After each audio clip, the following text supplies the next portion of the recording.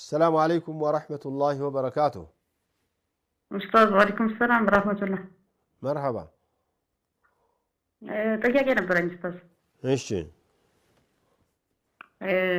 ባለቤቴ ሰለምቴ ነው مرحبا እና ሀጅ ነብይ የሆነች ሴት ፀጉሩን መቁረጥ ትችላለች? አሁን ማለት ክርስቲያን ናት፣ ፀጉሩን ነው የምትቆርጠው።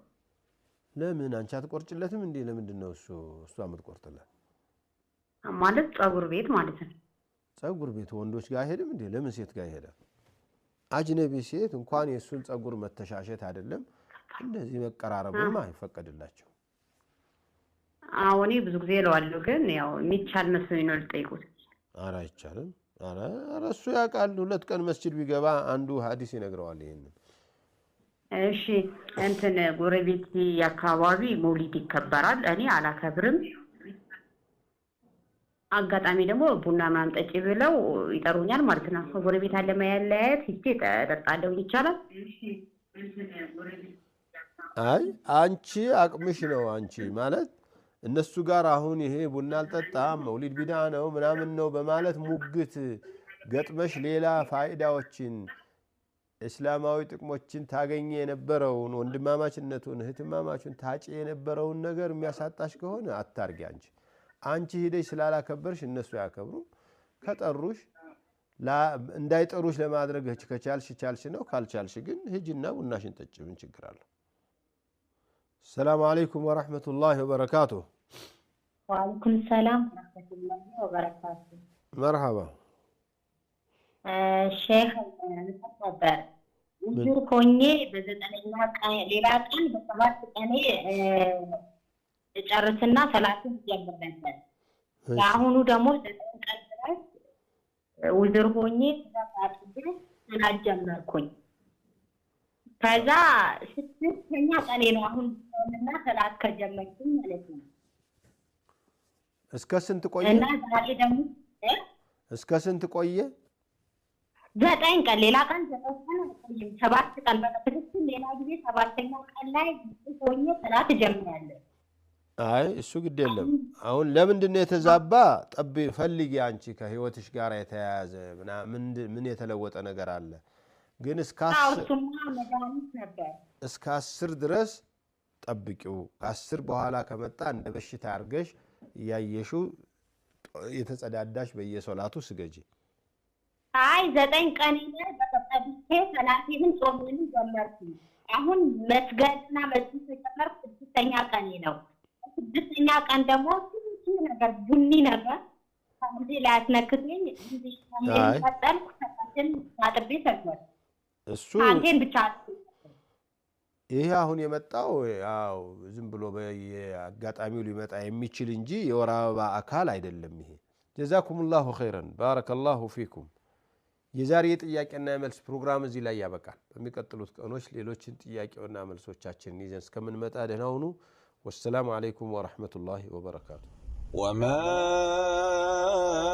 حيث أردت أن متو كذا يتفعل كذا بس أن عليكم السلام بتنشو يمتعل إنجد لا درك صلاة الناس أمين تلالي على صلاة الناس مش بيشال كما قبات يغفيت ياو زينا لا يولك يالهوين صوستور كمهونو بقالا جمهور العلماء 3 ወር ከመሆኑ በፊት ሻፊዒያው መሐነፊያው 3 ወር ከመሆኑ በፊት ኒካ አደረኩኝ። ኒካው እንዴት ይታያል? በወር አበባ መካከል ደም አይታለች። ቢያንስ አንድ ደም አላየችም። ቀን አቀሉ ትንሹ 15 ጠይቃት አብራችሁ አይደል ያላችሁት?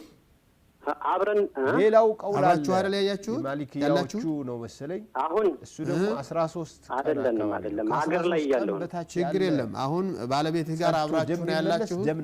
በኒካ 15 ቀን ያነሰ ብቻ ነው የጸዳው። ከዚያ በኋላ በ3 ወር አልሆነውም።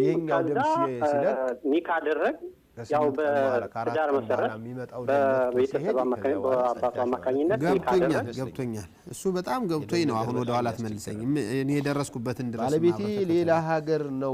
ይቺ ልጅ በዝሙት ላይ ቆይታችሁ ወደ ኒካህ የተቀየረው መሀል ላይ ያንተና እሷ በሐራም ግንኙነት ባደረጋችሁበት ሰዓት እሱ ግን ከዚያ ጀምሮ እስከ ኒካህ ድረስ ደም አይታለች አላየችም ዘካው ግዴታ ስለሆነ ደም ሳታይ ከሆነ ኒካሁ የታሰረው አመትም 10 አመትም ቢሆናችሁ እንደገና ኒካህ አሰሩ መሃል ላይ አንድ ደም እንኳን አይታ ከነበረ ችግር የለውም ትዳራችሁ ተባረከ ይሁን በዚሁ ቀጥሉ ሰደቃ ለመስጠት ሳውዲን ያለችውና ልትመጣ ፈልጋ ሴትዮዋ ደግሞ ደርሶ መልስ ካልሆነ አለቅሽም ማለት ነው በተለይ ጠርቀም ያለ ነገር እንደምታደርጊው ማለት ነው በፍጹም በሱ ገንዘብ ሳውዲን ያለችው እና ልትመጣ ፈልጋ ነበር ሴትዮዋ ደግሞ ደርሶ መልስ ካልሆነ አልቆርጥም ማለት ነው አዎ እሷ ደግሞ አትመለስ ነስር ጾም ያስፈታ ነው አያስፈታም ስትቀርት ከስራለች ስትቀርት ከስራለች ማህፀን የሚወጣ አደም አልመጣችም ብላ እዚህ ሁና ብትመልስ